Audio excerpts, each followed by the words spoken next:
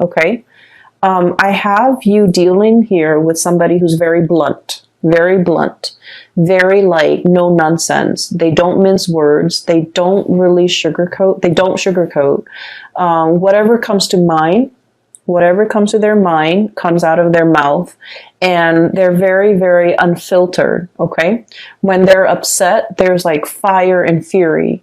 When they're happy, there's a lot of love. There's a lot of just warmth in their presence. Okay, so I feel like you're dealing with someone who is very emotionally expressive, verbally expressive. When they're hurt, they're going to tell you that they're hurt. And I feel like there was something that happened, and this person did not realize to what extent they hurt you. This person didn't realize that what they said was insensitive. This person didn't realize that what they said undermined you, or what they said was, I want to say, like, was either condescending, was either kind of like hitting below the belt, or it just felt to me like it was unexpected, unintended. And so there's going to be communication coming in to kind of clear this situation between you and this person.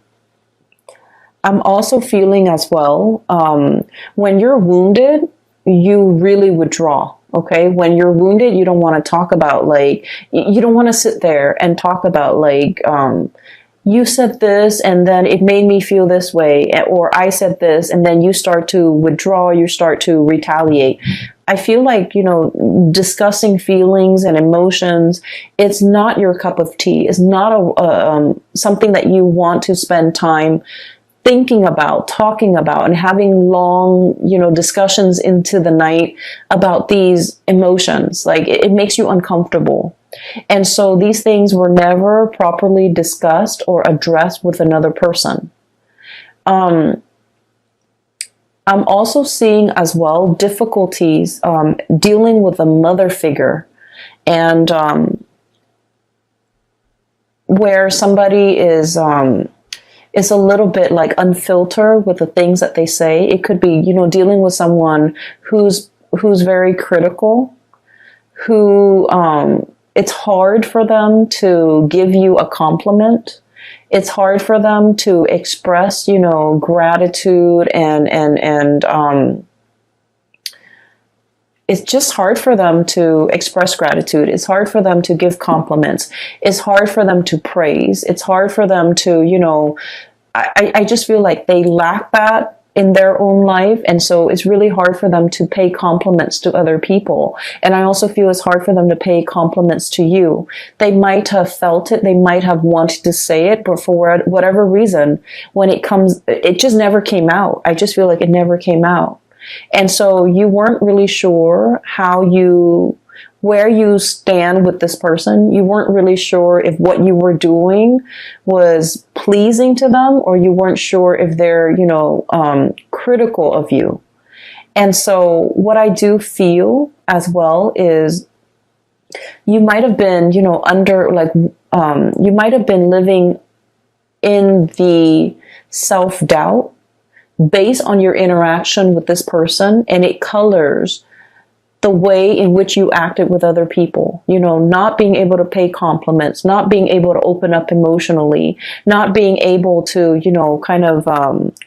open yourself up to pay other compliments, to give gratitude, to give thanks, and to be emotionally present for other people. So I do see here a little bit of a hang up.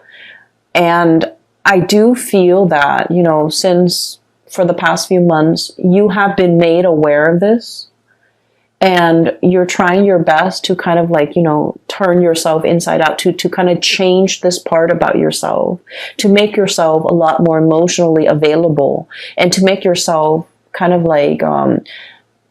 get out from under the energy of this person. It's not so much physically the person that's still in your presence, but it's the energy that you've had to live with and had to contend with when you were dealing with this person. So now you're getting out from under that energy so that you can start again. Okay, we have here the Page of Wands. This is starting on a brand new journey. in a very passionate and excited way. This is feeling that sense of like childhood innocence, where it's like, you're not thinking about worst case scenarios. You're just thinking about all the positive things that are waiting for you around the corner. Okay.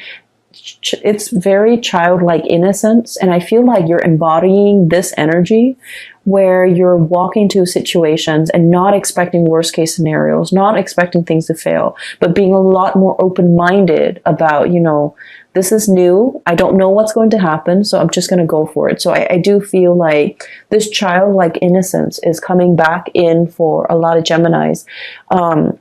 I felt like the energy has been very, very heavy since the summertime. And so now that we are transitioning into the end of the month, I feel like you have a better sense of direction. You have a lot more clarity about what you need to really kind of like cast off and leave behind, and then which direction you need to go towards, okay? For many of you, you have a very, very loving and supportive partner around you, okay? I have here the King of Cups. And the King of Cups is someone who's very emotionally mature. And what I mean by this is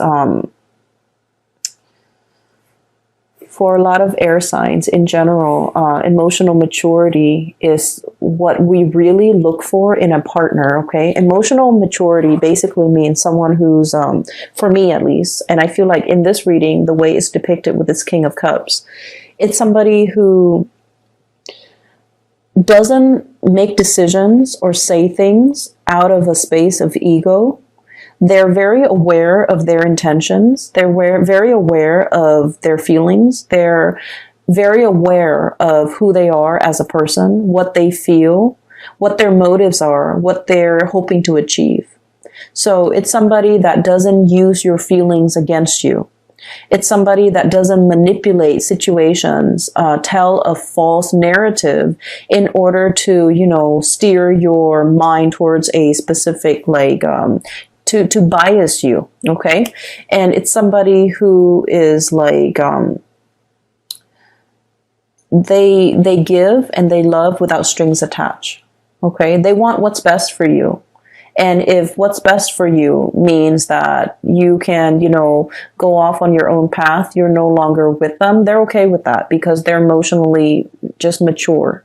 They understand that, you know, everyone has free will, and they don't try to manipulate situations or circumstances to lock you down on a specific course of action that they want you to take. They don't, you know, give you like, they don't withhold information so that you don't have full access to information to make the best optimal decision for yourself. And at the same time, they don't hold back on how they feel. They're going to be very clear with you verbally, how they feel about you at all times. So, you know, this is a person that doesn't play games. This is a person who's very honest with their feelings.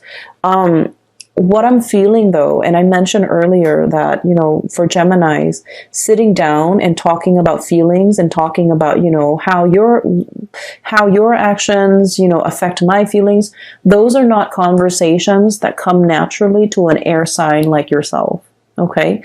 But you have somebody in your midst that's like a very good counterpart or a very good like balance to the way in which you operate. Okay. For many of you in the past, it's sort of like, you know, when things get uncomfortable, when things get a little bit too emotionally heavy or draining, you crack a joke and everyone laughs, and then you can, you know, gracefully kind of slink away from whatever it is that made you uncomfortable. Okay. It's like causing a distraction and then slinking away, slipping out of this conversation because it made you uncomfortable. But I feel like this person, time and time again, they're forcing you to kind of like face up to these conversations. And it can feel a little bit uncomfortable.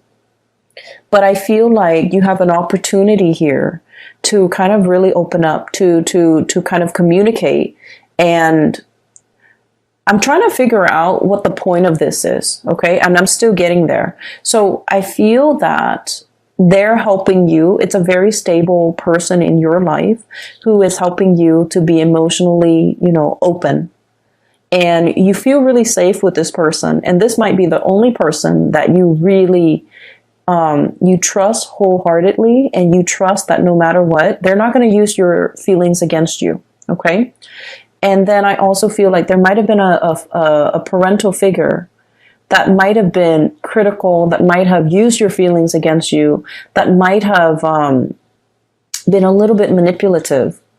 And so you're getting out from under that because you're starting to understand from this person the proper way to behave, the proper way to express yourself. This, it's like somebody has created like a little safe space for you to, feel at ease and to feel like you can be vulnerable and you can still feel very, very safe. Okay. You can be emotionally vulnerable, but it doesn't mean that anyone's going to come in and, attack you, or anyone's going to come in and use whatever you said or whatever your feelings are against you to manipulate you into doing things, or even to force you, or even to,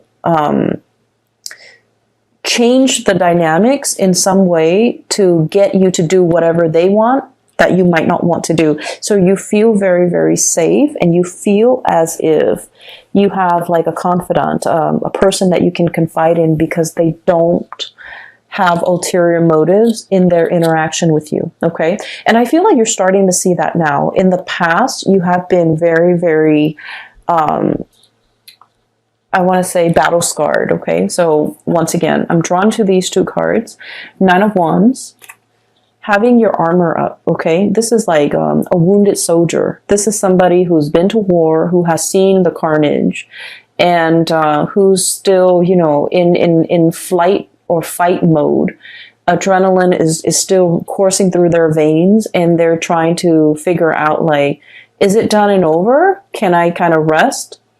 Or do I need to, be vigilant? Do I need to keep one eye open throughout the night to make sure that no one is going to, come back and attack me? So this is like very, it's a space of like, even if you're sleeping, you're not getting restful sleep. Okay. And this is why I would advise you, take a mental health day, stay in bed, watch some movies, do whatever it is to kind of like turn off your brain. Okay. Mindless things to turn off your brain, but getting enough sleep, getting like, full bed rest, that's really important.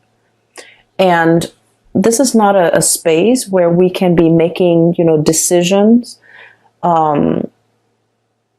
that would affect the trajectory of our life. Okay. When we're operating from this fight or flight type of a response, we're not making decisions from the higher chakras. Okay. This is like survival mode. And so I feel like you kind of need to, let the wands down, let the walls down, and take care of yourself, and realize as well that you're in a safe space, that you don't need to be like riled up, or you don't need to be hyper vigilant about what's going to come in.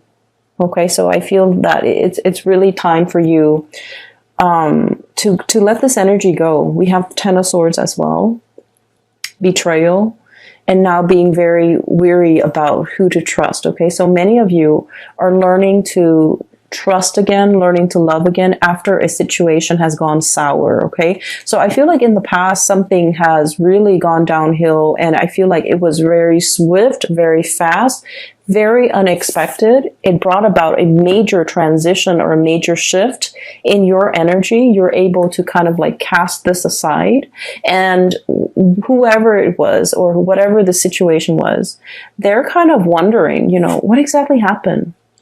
They're kind of like, it's like I keep hearing like a raised eyebrow, like, I'm confused. What exactly happened?